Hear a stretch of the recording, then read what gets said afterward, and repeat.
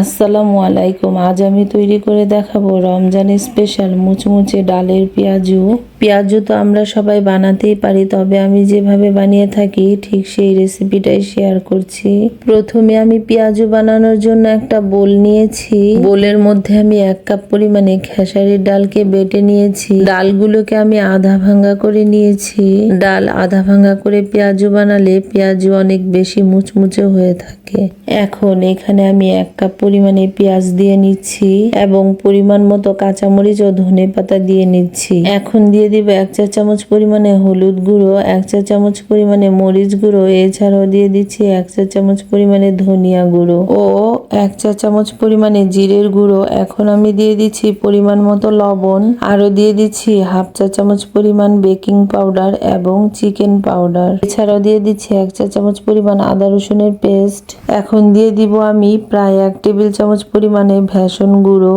এখন পেঁয়াজের সাথে মশলাগুলোকে খুব ভালোভাবে মিশিয়ে নিচ্ছি। মশলাগুলোকে আমি ডাল বাটার সাথেও খুব ভালোভাবে মিশিয়ে নিচ্ছি। তারপরে সবকিছু একসাথে করে ডাল বাটার সাথে মিশিয়ে নিচ্ছি। এখন এই পেঁয়াজের মিশ্রণটা এমনিতেই আঠালো হয়ে যাবে, বাড়তি কোনো পানি ব্যবহার করিনি। আমার এই পর্যায়ে সম্পূর্ণ মিশ্রণটা রেডি হয়ে গিয়েছে। এখন এই পেঁয়াজগুলোকে এমনিতেই ভেজে নেওয়া যাবে।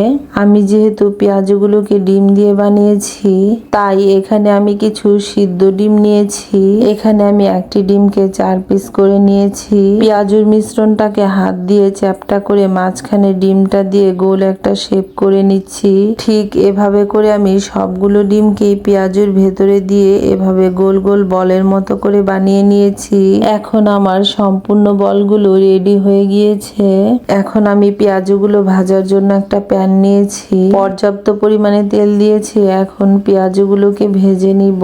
এখানে আমি চুলার আঁচটা মিডিয়াম রেখে পেঁয়াজগুলোকে ভেজে নিচ্ছি।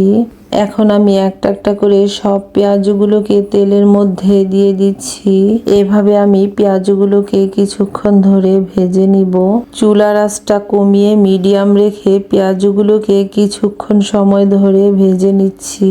পেঁয়াজগুলো খুব ভালোভাবে এক পাশ হয়ে গেলে আরেক পাশটা আমি উল্টে দিচ্ছি। এখন পেঁয়াজগুলো মুচমুচে ও খুব সুন্দর একটা কালার চলে আসছে। আমি পেঁয়াজগুলোকে একটা ছাঁকনির সাহায্যে তেল ঝরিয়ে নামিয়ে নিচ্ছি। আমি একটা প্লেটের মধ্যে পেঁয়াজগুলোকে নামিয়ে নিয়েছি। এখন আমার সম্পূর্ণ পেঁয়াজগুলো ভাজা হয়ে গিয়েছে। পেঁয়াজগুলো যেহেতু একটু বড় সাইজের, আমি মাঝখান থেকে কেটে 2 টুকরো করে নিচ্ছি। এতে করে পেঁয়াজগুলো খুব সুন্দর দেখাচ্ছে। পেঁয়াজগুলো মুচমুচে ও খুব সুন্দর একটা কালার এসেছে। পেঁয়াজু তৈরি করা যেমন সহজ, খেতেও কিন্তু খুবই মজার। আর এই পেঁয়াজগুলো বেশ অনেকক্ষণ ধরেই মুচমুচে থাকবে। ভিডিওটি কেমন লেগেছে কমেন্ট করে জানাবেন। রেসিপিটি ভালো লাগলে লাইক, কমেন্ট ও শেয়ার করবেন। সবাইকে অসংখ্য ধন্যবাদ। আল্লাহ হাফেজ।